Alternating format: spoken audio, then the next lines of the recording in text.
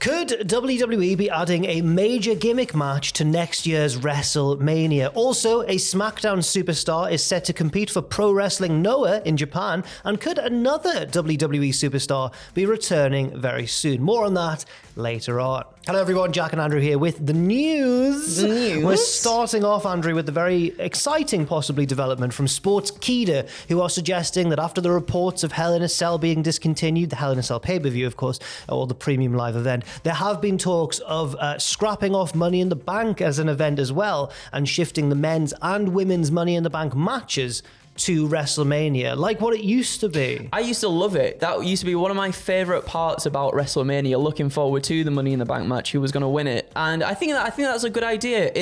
It's a thing with the premium live events, right? They are named what the gimmick match is. However, we only get a few of them, don't we? Right. The others are either other stipulations or just singles matches, tag matches, whatever. So I think it makes sense, and I really like this idea. What do you think? I am torn. Like Natalie Imbruglia, yes. Because on one hand, I like it because I'm not a fan of the very arbitrary, it's October, let's have a Hell in a Cell match, you know, the named stipulation events. But on the other hand, at first I was thinking, this takes up 2 slots now because there's the men's and the women's Money in the Bank ladder match. Whereas once it was contained to its own night, and that was fine. Now it would take up 2 slots on the WrestleMania card, which maybe could be used for other things. But then I realized WrestleMania is a 2-day event now. It is, isn't it? I completely forgot about that. There's ample time to have these matches on the card, I think. Yeah, me too. Yeah, that's a really good shout, actually. Yeah, so that's according to Sportskeeda anyway, but I wouldn't be surprised if it was true, given that Triple H has not been shy about, we're about to have Survivor Series War Games. War Games? War Games! So, you know, he's not scared of making a big change now and then. No, definitely not. Do you know what? There's something exciting, I think, as well about it happening at WrestleMania and then potentially someone cashing in at WrestleMania itself. Night. On all WrestleMania the day itself. After. Yeah. My goodness me. My goodness gracious. More games. Also, seismic news in the world of pro wrestling in terms of doors. Are they forbidden? Are they not? Because we're talking about Shinsuke Nakamura. He is set to make a special appearance at Pro Wrestling Noah New Year 2023 on January 1st, 2023 to wrestle the Great Muta at Budokan Hall. This is huge news because Nakamura is, of course, still contracted to WWE and will basically be this is his first appearance for Noah since 2013, but he's always been seen rather as a New Japan boy. star, of course. This is big news. WWE haven't worked so directly, I don't think, with a Japanese wrestling company in quite a long time. A really long time. I just feel happy for Tom that his Noah joke it's finally come into fruition. It's blossomed. It's beautiful. This is, like you were saying though, this is huge news. I wonder if this is going to lead into maybe something, you know, we've heard about NXT expanding, perhaps NXT Japan. Maybe we'll see some partnerships there. Maybe it'll be very interesting to see what this means politically in terms of the wrestling landscape. Also, even though I've just said there that they haven't worked directly with a Japanese company in so long, Jushin Thunder Liger did wrestle at NXT against Tyler Breeze. And it was fantastic as well. Like, it's such a good... That's not a match you would necessarily go, that'll be good. No. And then it really was. Oh, yes, I think it might have stolen the show that night. Muto, or the Great Muta, as he was known in WCW and another play. When he was a heel, he was the Great Muta. But Kaiji Muto, the legendary Japanese wrestler, is currently in the midst of his retirement tour. They do have history. He beat Nakamura to win the IWGP Heavyweight title way back in 2008 in Osaka, ending Nakamura's second run as the top champion in New Japan. He also went on to retain the belt over Nakamura in a high-profile rematch at New Japan Destruction that October at Sumo Hall. But yeah, Muta is now an older man. He's on his retirement tour. He's bringing an end to his near 40-year career. Wow. And his basically what he's doing is he's not just having one retirement match, he's having like several. Yes. But his final match of that run will see him team with Sting to face 2 opponents yet to be named. You almost like Tony Schiavone there. Sting! Which makes sense as well. Obviously, we saw him come out. War Games.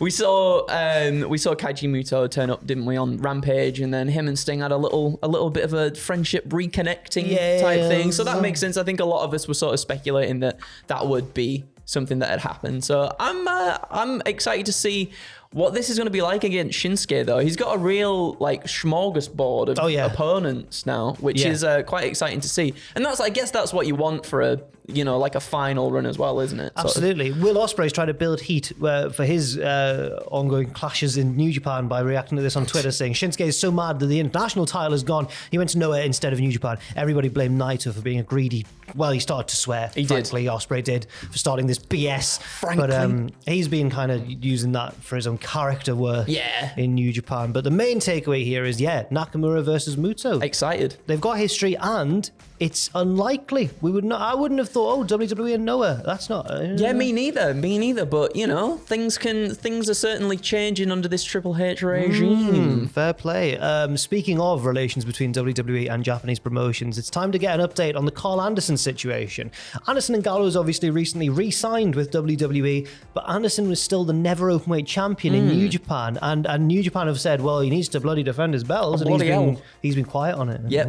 Yes. What's the latest update from New Japan officially, Andrew? From New Japan themselves, they have said, despite extensive efforts by New Japan Pro Wrestling to negotiate with Carl Anderson regarding his scheduled match in Osaka at Battle Autumn on November 5th, New Japan Pro Wrestling officials have still been met with no response and have been left with no other option but to cancel the planned Never Openweight Championship match. We apologise to fans who had been looking forward to watching Anderson wrestle.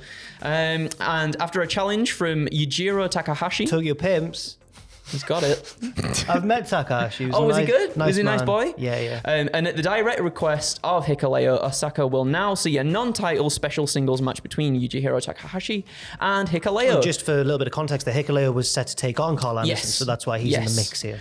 New Japan holds its champions to the highest standard of professionalism. We deeply apologise for the inconvenience and disappointment caused by this matter. It is a work. I was about to say. It is a work, Jack. Last week there were whisperings that this was rather a work more than a shoot. And this statement to me seems to nudge it further in that direction. This Definitely. seems the way they've started to condemn him, but not in terms of he's an unprofessional wrestler and we hate him, more in he's a dastardly heel. That's the tone I'm getting from New Japan. That's what I felt like as well. You know, when they released the video as well, talking Gallows takes all my bookings, it felt very much in character, and it felt as though something was being sort of worked and negotiated between the two parties. And I like it, Me too. It's I real. like this. Again, they've got the fingers in New Japan Pro Wrestling pies and Noah pies too. What are they doing? Everyone wants to party with Triple H. They do. That's what's going on. Even though famously he's a teetotaler. So anyway, he was the driver for the Click. He was. Now we also have an update on Ring of Honor contracts in AEW, according to Fightful Select, who say that it was established to Fightful that not everyone who was on Ring of Honor Death Before Dishonor and has competed in Ring of Honor related angles is signed either to a tiered or a full-time AEW deal. There were several former Ring of Honor talents who appeared on the show and are still completely free agents. There were talent from Ring of Honor that were originally brought in as tiered deals, such as Josh Woods, who later signed full-time contracts. There were rumored talent who signed to AEW agreements with the intent of using them as Ring of Honor talent, like the Kingdom and Bandido. They were also offered or signed to full-time deals. Dalton Castle has revealed that he hasn't been signed to a full-time deal, and CB, formerly known as Cheeseburger, wasn't signed and was working as a free agent. Were you pointing at yourself there? No, I was saying yes for Dalton Castle. Because I like yes Dalton Castle and Cheeseburger. Yeah, we all like Cheeseburger. Name. Dalton Castle. I thought I'm right. So this basically is a kind of a general Fightful Select update. And fair play to them for doing so on the situation regarding former Ring of Honor wrestlers. When the company got bought up by Tony Khan, some have been signed, some haven't. Some of it, and then this is where I think it gets confusing, and this is why they've clarified it. Some have appeared on screen but aren't necessarily signed, such as Dalton Castle. Dalton Castle, which you would want him, I think, in there because he's phenomenal. That match he had with Chris Jericho was so good. He's always been entertaining, and it wasn't even a case where he showed up in AEW and blew his tryout, blew his chance. Everyone was like, "Wow, they loved him." This was Ross was saying on the podcast, I believe, this was his first exposure to Dalton Castle, and he thought he was class. Yeah, I think he's been on AEW TV before this as well. Oh, I'm pretty sure. I'm pretty sure he has. I might be wrong though, but maybe it wasn't a Ross saying charismatic guy. That. Someone was saying recently that was their first exposure exposure to Dalton Castle and they loved him, and he nailed it. He was very, very good. So it's a bit of a strange one to think that he's not been signed full time. I mean, there's still a lot of them have sort of been there for a little bit and then finally got the deal, as this sort of says. So maybe that's something that's going to happen with people like Dalton Castle as well. I'm just hoping that all this talk right now, and we've said it multiple times, it really feels like things are starting to sort of shift in terms of Ring of Honor is slowly becoming its own separate thing. We can hope. Do it quicker. Do it quicker because it's clogging up your product, Tony. That's just my opinion. No, I agree. I agree. Recently on this channel, actually, we put up a roundtable discussion where we talked about, it was myself, Tom, and I believe Fraser, talked about whether Ring of Honor is harming AEW. Check that out on this very channel. And stay tuned for more news later on, as well as me and Andrew return with more wrestling updates. Thank you very much for watching. Leave your thoughts and opinions in the comment section down below, and we'll see you very soon.